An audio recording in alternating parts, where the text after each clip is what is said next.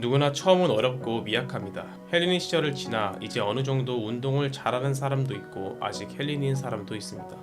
잘 모르고 불안했던, 그러면서 동시에 겁없었던 과거를 생각해보면 어느 정도의 아쉬움이 남기 마련이죠. 그때 이렇게 운동했다면, 처음부터 올바른 자세를 잡았다면, 좀 더 양질의 영양을 섭취했다면 등등이요. 오늘은 지나고 나서야 후회하는 헬린이 시절 알았다면 좋았을 것들에 대해서 알아보겠습니다. 만일 지금 내가 헬린이라면 이제부터 나오는 내용들을 정말 중요한 것이라 생각하셔야 합니다. 그냥저냥 자주 듣는 뻔한 말이라고 치부한다면 반드시 그때 그럴걸 하며 후회하게 될 테니까요. 물론 훗날 후회한다는 것은 운동을 포기하지 않고 쭉 해왔다는 뜻이기에 이미 인정받아 마땅하지만 우린 좀 더 효율적이고 안전한 길로 가면 좋겠다는 뜻입니다. 첫 번째는 나와 다른 사람의 몸을 비교하지 않는 것입니다. 특정한 어떤 멋진 선수처럼 되고 싶다고 목표를 설정할 수는 있지만 내가 아무리 운동을 열심히 해도 그 사람과 똑같은 몸을 가질 수는 없을 겁니다. 아무래도 보디빌딩은 몸이 완성되어 갈수록 유전적인 영향에 따라 결과가 크게 달라지기 때문이죠. 뼈 구조에 따른 기본 프레임, 근육의 모양, 광배의 길이 등 탁월한 요소들이 있습니다. 이 사람 같은 몸을 원해서 정말 열심히 운동했는데 아무리 근육을 붙여도 그 사람의 모습이 나오지 않으면 허탈하겠죠. 그래서 내 몸을 타인과 비교하는 것이 무의미한 것입니다. 우리는 사실 그 사람처럼 되지 못한다는 게 운동을 하지 않을 이유는 아니란 걸 알고 있어요. 하지만 자꾸 비교하면 낙담하고 좌절하게 됩니다. 보디빌딩은 나와의 싸움입니다. 누군가의 모습이 아닌 내 안에 숨어있는 자신의 최고의 모습을 향해 가겠다는 생각으로 노력하는 것이죠. 이러한 마인드는 비단 헬스에서 뿐만 아니라 우리가 사회를 살아가면서도 매우 긍정적인 도움을 줄 거라고 확신합니다. 그리고 멋진 몸을 만드는 보디빌딩은 생각보다 긴 여정입니다. 아무것도 모르는 초보자의 시선에 그렇게 몸이 좋아 보이지 않는 사람도 운동 연수를 물어보면 이미 몇 년차 운동인입니다. 너무 빠른 결과를 원하다 보면 금방 지치게 될 거예요. 여유를 두고 꾸준히 길게 봐야 하는 것입니다. 두 번째, 정확한 자세로 운동하기. 당연한 말이죠. 하지만 이 당연한 말을 제대로 지키면서 운동하는 사람이 생각보다 적습니다. 그저 수행을 위한 수행은 반동 사용과 짧은 가동 범위로 인해서 주동근보다는 협응근으로 자극이 많이 빠지게 됩니다. 그래서 운동한 기간은 점차 길어지지만 몸의 변화는 더뎌지는 것이죠. 이완과 수축을 본인의 최대 가동 범위로 수행할 수 있는 무게로 정확한 자세를 잡아 운동해주세요. 그것이 보디빌딩 관점의 운동법에 보다 가깝습니다. 그렇게 자세가 틀어지더라도 고중량으로 운동하는 것보다 자극이 좋을 수 있으니까요. 그리고 헬스를 함에 있어서 중량과 자극이 둘 다 중요하다는 것을 알아야 합니다. 중량이 진리다, 자극이 진리다처럼 너무 양극단으로 나누는 것은 좋지 않습니다. 항상 트러블은 극단적인 부분에서, 흑백 논리에서 발생하죠. 고중량이든 저중량이든 본인의 목표에 따라서 운동법은 달라지는 것이고, 보디빌딩에서는 정확한 자극을 우선하여 잡고 그 자극을 놓치지 않는 선에서 점점 중량을 올려나가는 것이 정석일 뿐이지 이러한 방식이 진리는 아닙니다. 중량, 자극, 어느 것 하나 소홀히 하지 않으려는 마음가짐을 가져야 합니다. 그리고 이렇게 운동할 때 이 운동을 함으로써 나는 어느 부위를 타깃할 것이며 자극이 충분히 오고 있는 것인지를 의식적으로 인지하면서 운동해주세요. 이러한 습관을 헬스 처음부터 잡아놓으면 후에 내가 성장하는 데 큰 도움이 될 것입니다. 세 번째는 운동 편식하지 않기입니다. 이건 참 간과하기 쉬운 점인데요. 초보자들은 특히 헬스 초반에 엄청난 속도로 성장합니다. 몸이 자극에 익숙해져 있지 않기 때문입니다.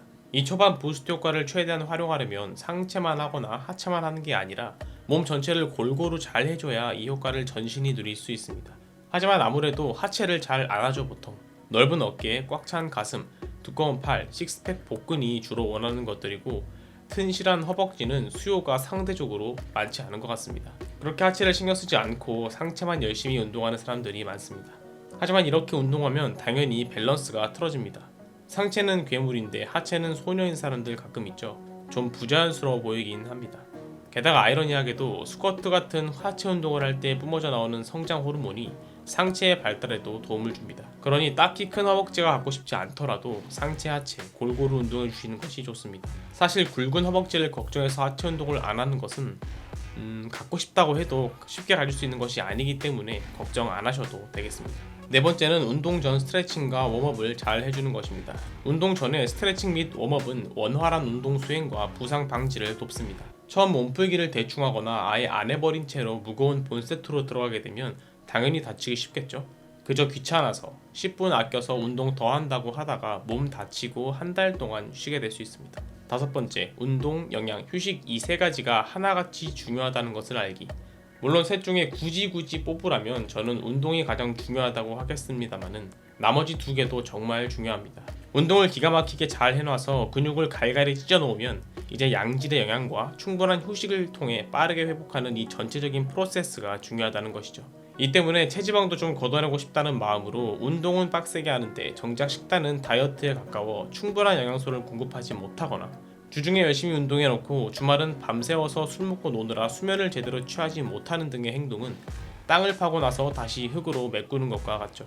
물론 좀 과장이 들어간 것이고 밤새서 술 먹고 다이어트 식단을 한다고 해도 열심히 운동한다면 몸이 안 좋아지지는 않을 것입니다. 하지만 스스로 브레이크를 거는 것이며 훗날 돌아봤을 때 그때 이렇게 할 걸 하고 후회가 될 거예요.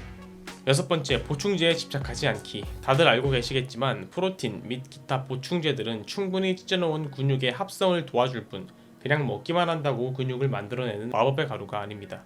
오히려 제 역할을 하지 못하고 남아도는 단백질은 몸에 여러 부작용만 일으킬 뿐입니다. 앞서 운동, 영양, 휴식 중 운동을 가장 중요하게 뽑은 이유도 그것이죠. 운동이 앞에서 끌고 뒤에서 영양과 휴식이 밀어주는 역할이라고 생각하시면 됩니다. 7번째는 점진적 과부하를 늘 염두에 두는 것입니다. 우리 몸은 환경에 익숙해지기 때문에 늘 같은 강도, 같은 자극을 줘서는 근육을 크게 성장시키기 어렵습니다. 아마 어느새인가 정체된 느낌을 받을 거예요. 그 미래를 위해서는 점진적 과부하를 잊지 말아야 합니다. 항상 한계를 넘어 한 발짝씩 더 나아가야 하는 것이죠. 점진적 과부하는 가장 쉬운 방법으로 중량을 더 올리는 것이 있으며 그 외에도 빈도수, 세트수, 휴식 시간 등 다양한 방법으로 과부하를 줄 수 있습니다. 하지만 정석은 중량을 더욱 올리는 것이기 때문에 헬스를 함에 있어 중량은 결국에는 넘어가야 할 산이죠. 물론 그저 중량을 드는 것 자체가 목적이 되어선 원하는 목표와 엇나갈 수 있기 때문에 목적 달성을 위한 올바른 방법으로 조금씩 성장해 나가시는 것을 추천해드립니다. 이를 위해서 본인이 어떻게 운동하고 있는지 세트 수나 중량 등을 기록해서 확인하면 좋습니다. 내가 벤치 60을 8회 4세트로 해왔고 이제는 어느 정도 할만해졌다고 생각되면 무게를 늘리든 세트 수를 늘리든 횟수를 늘리든 해서 꼭 본인 루틴이 점진적 과부하를 만족시키도록 구성해주세요. 8번째는 유연함을 갖는 것입니다. 근육의 유연함도 중요하지만 여기서 말하는 유연함은 마인드의 유연함입니다.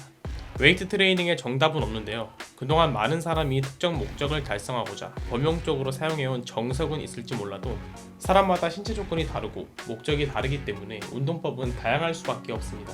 이 때문에 함부로 어떠한 것이 틀렸다고 단정 짓지 말고 반대로 무조건 이게 진리다 라는 식의 스탠스도 주의해야 합니다. 늘 남에게 배우고 겸손할 수 있는 자세가 필요합니다. 내가 운동을 잘하고 있는지 체크하려면 항상 나의 목적에 부합하고 있는지를 확인하면 되는데요. 나는 어깨 근육을 키우고 싶어서 사이드 레터럴 레이즈를 한다. 그렇다면 사레렛이 측면 삼각근에 충분한 자극이 오는가? 승모나 전완 등의 협응근으로 자극이 많이 빠지지는 않는가? 혹시 많이 빠진다면 자세가 잘못되었거나 너무 과도한 중량은 아닌가? 자세를 처음부터 다시 잡아보고 무게를 더 가볍게 진행해보자. 같은 과정으로요. 부상 위험이 크거나 목적 달성에 효과적이지 못한 방법을 지향하면서 나에게 가장 좋은 방법을 찾아가시면 됩니다. 오늘은 헬린인 시절 알았다면 좋았을 것들이라는 주제로 이야기해봤습니다. 정말 이미 몸이 썩 괜찮은 사람들도 과거를 회상하면서 그때 좀 더 제대로 했다면 지금 더욱 몸이 좋았을 것 같다고 하며 아쉬워하는 사람들이 많습니다. 뭐 우리가 어떻게 한들 과거에 후회 한 줌도 남지 않을 수 있겠습니까마는 이미 같은 길을 걸어간 사람들의 진심 어린 조언을 잘 새겨듣고 나에게 적용해서 이미 닦아놓은 길을 더 빠르고 편하게 갈 수 있습니다. 열심히 운동하시는 여러분, 건강하고 멋있는 삶을 쟁취하시길 바랍니다. 더 좋은 다음 영상으로 찾아뵙겠습니다.